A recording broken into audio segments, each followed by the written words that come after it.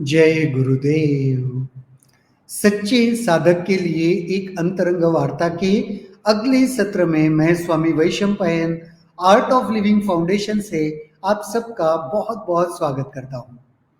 आज का ज्ञान पत्र पढ़ लेंगे, फिर उस पर चर्चा भी होगी। यह ज्ञान पत्र 14 जून 2001 यूरोपियन आश्रम जर्मनी में दिया गया। शीर्षक है 5 प्रकार की व्यग्रता। व्यग्रता 5 प्रकार की होती है। पहले प्रकार की व्यग्रता स्थान के कारण होती है जहां तुम होते हो।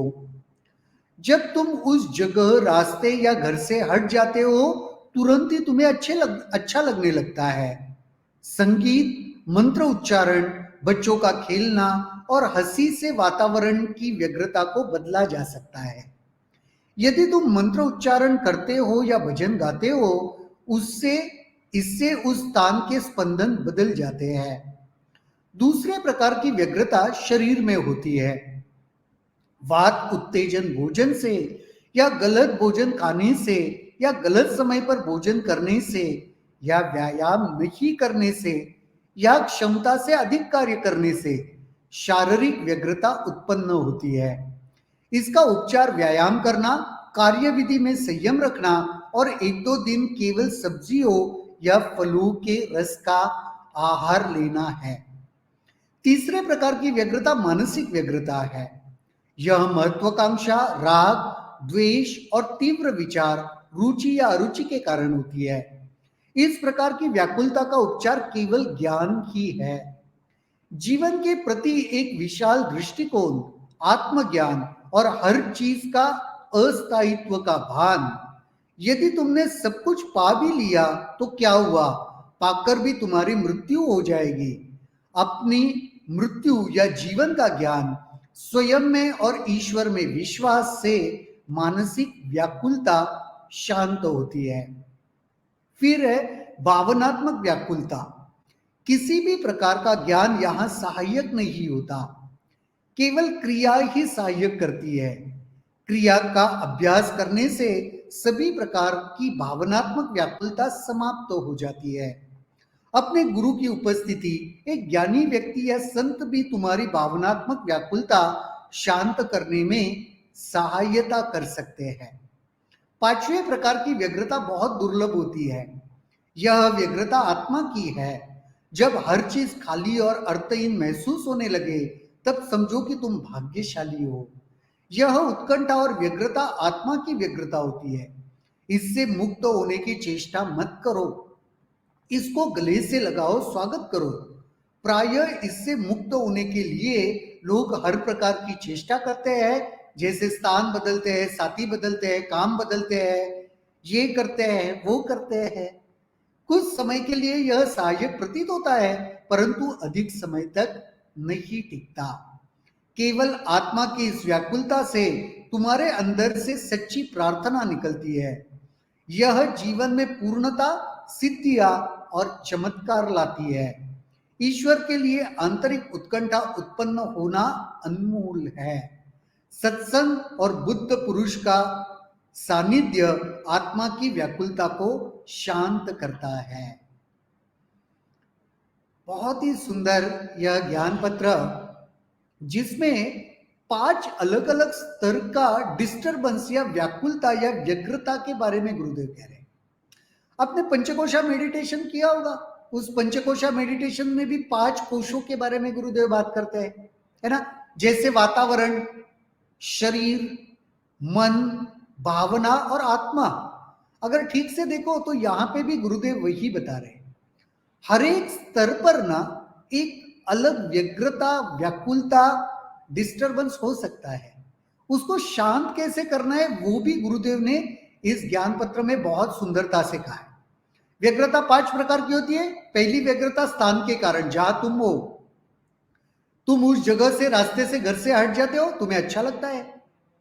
वो पर्टिकुलर, वो जो जगह है उसके वजह से वह व्यग्रता, डिस्टरबेंस कुछ तो भी होता रहता है। संगीत, मंत्र उच्चारण, बच्चों का खेलना और हंसी से वातावरण में व्यग्रता, हंसी से वातावरण की व्यग्रता को बदला जा सकता है। तो अगर आपको बहुत डिस्टरबेंस वो सराउंडिंग्स में लग रहा है ना, तो फिर क्या करना चाहिए? संगीत सुनना चाहिए, मंत्र उच्चारण करना चाहिए, या बच्चों के खेलने से, बच्चे अगर आ जाएंगे वहां पे, उनके खेलकूद से वो स्पंदन बदल जाएंगे। भजन गाने से स्पंदन बदल सकता है। दूसरे प्रकार की व्यग्रता शरीर के रूप में है। वात उत्तेजन भोजन से, गलत भोजन करने से, गलत समय पर भोजन करने से, व्यायाम नहीं करने से, या अधिक कार्य करने से शरीर में, शरीर के स्तर पर डिस्टरबेंस आ जाता है। वात, वात का रूप ही मूवमेंट होता है। तो अगर बहुत वात बढ़ाने वाला आप भोजन करते हो ना, तो आप देखना शरीर के स्तर पर बहुत डिस्टरबेंस, वो एक अनइजीनेस रहता है, मूवमेंट रहता है, व्यग्रता रहती है। गलत भोजन करने से, गलत समय पर भोजन करने से भी ये होता है। बहुत ज्यादा कार्य में उलझे रहने से भी होता है, और कोई एक्सरसाइज ना करने से भी होता है। इसीलिए बहुत संतुलन करना चाहिए जीवन में। बहुत ज्यादा खाओगे तब भी गड़बड़ है, नहीं खाओगे तब भी गड़बड़ है। बहुत ज्यादा काम एक्सरसाइज करोगे तब भी गड़बड़ है, नहीं करोगे तब भी गड़बड़ है। इसका उपचार क्या है? व्यायाम करना, अच्छे से आसन करो, व्यायाम करो, कार्य विधि में संयम रखना, थोड़ा सा ना बैलेंस करना चाहिए। बहुत ज्यादा इंगेज भी नहीं रहना चाहिए, बहुत ज्यादा आराम भी नहीं करना चाहिए। There should be a proper balance. एक दो दिन केवल सब्जियां या फलों के रस का आहार लेना, थोड़ा सा जूस डाइट पे आ गए, सब्जियों के या फलों के रस पे आ गए आप, थोड़ा सा हल्का भोजन। देखो, बीमार होते थे तो बचपन में माँ हमें क्या, हल्का भोजन, एकदम मूंग के दाल की पतली खिचड़ी वगैरह ऐसे कुछ खिलाते थे। क्यों? ताकि वो थोड़ा शरीर के ऊपर का जो मूवमेंट है, कुछ तो भी व्यग्रता है, वो कम हो जाए। तो भोजन के ऊपर कंट्रोल करने से और अच्छा व्यायाम करने से, आसन करने से शरीर के स्तर का डिस्टरबेंस मिट सकता है। तीसरे प्रकार का डिस्टरबेंस क्या है? मानसिक। यह महत्वाकांक्षा, राग, द्वेष और तीव्र विचार रुचि या अरुचि के कारण होता है। किसी चीज में राग द्वेष हो जाना, महत्वाकांक्षा बहुत हो जाना, देखो मन स्थिर नहीं हो सकता, डिस्टरबेंस आ जाता है। बहुत ज्यादा अटैच हो जाना, रुचि किसी में, क्रेविंग होना या अवर्जन होना, उससे भी मन डिस्टर्ब हो जाता है। जीवन के प्रति, हाँ, इस प्रकार की व्याकुलता का उपचार केवल ज्ञान है। इससे बाहर निकलना चाहते हो, ज्ञान के अलावा दूसरा कोई चारा नहीं है। जीवन के प्रति एक विशाल दृष्टिकोण, आत्मज्ञान और हर चीज का अस्थायित्व का भान। जीवन में कुछ स्थायी नहीं है, ये भान हो जाए ना, तो दृष्टिकोण विशाल हो जाता है। वही ज्ञान तुम्हें ये मानसिक डिस्टरबेंस से बचा सकता है। यदि तुमने सब कुछ पा लिया तो क्या हुआ? पाकर भी तो तुम्हारी मृत्यु हो जाएगी। सब कुछ हासिल कर लिया इस दुनिया का, चलो मान लिया, उसके बाद क्या होगा? उसके बाद भी एक दिन मरने ही वाले हो, फिर जो पा लिया उसका क्या करोगे? अपनी मृत्यु या जीवन का ज्ञान, स्वयं में और ईश्वर में विश्वास से मानसिक व्याकुलता शांत हो सकती है। जन्म मृत्यु का ज्ञान हो जाना, ईश्वर का अनुभव हो जाना, इसमें वो मन के स्तर पर जो डिस्टरबेंस है वो शांत हो सकता है। फिर है भावनात्मक व्याकुलता। किसी प्रकार का ज्ञान यहां सहायक नहीं होता, केवल क्रिया ही सहायक करती है। अब समझ में आया? इमोशनली जब डिस्टर्ब होते हो ना, कुछ काम नहीं करता, साधना ही करना पड़ेगा, तब क्रिया करनी ही पड़ेगी। अभी भी आप में से किसी ने सुदर्शन क्रिया नहीं सीखी है, प्लीज जरूर जरूर सीखना। क्योंकि जीवन में ऐसे कभी ना कभी पल आते हैं जब वो इमोशनली डिस्टर्ब हो जाते हो और तभी कुछ काम नहीं करता। साधना ही आपको बहुत काम में आएगी। क्रिया का अभ्यास करने से सभी प्रकार की भावनात्मक व्याकुलता समाप्त होती है।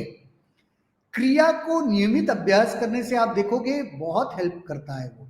अपने गुरु की उपस्थिति, ज्ञानी व्यक्ति या संत भी तुम्हारी भावनात्मक व्याकुलता को शांत करने में सहायता कर सकते हैं। या तो गुरु के नजदीक जाके बैठना, उनके संपर्क में आना, वो भी आपकी भावनात्मक व्याकुलता को कम कर सकते हैं। पांचवें प्रकार की व्यग्रता बहुत दुर्लभ है। यह व्यग्रता आत्मा की है।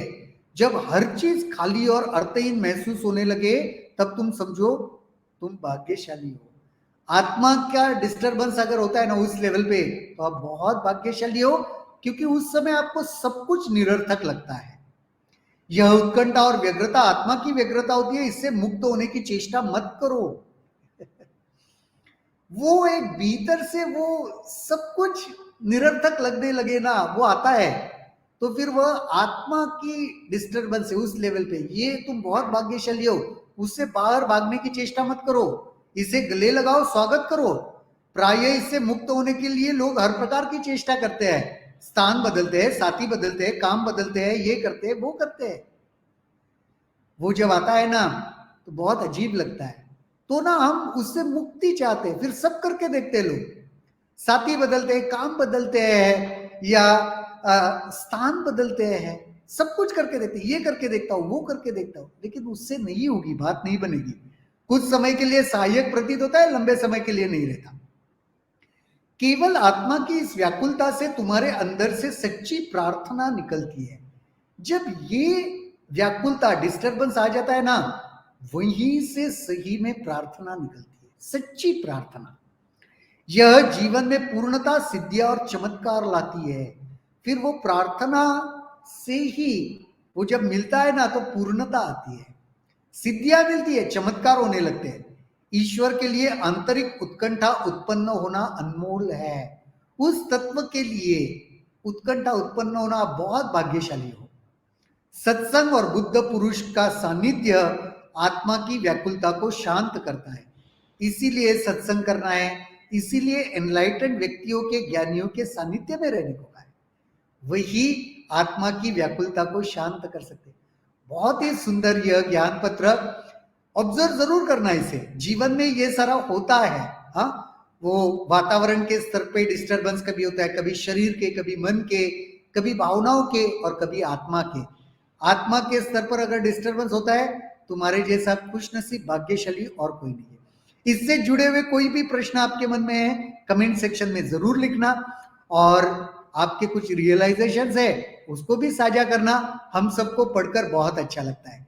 आज के लिए तो यहीं पर रुकेंगे, कल दोबारा मुलाकात होगी इसी जगह, इसी समय, किसी नए विषय के साथ। तब तक के लिए शुभ रात्रि, जय गुरुदेव।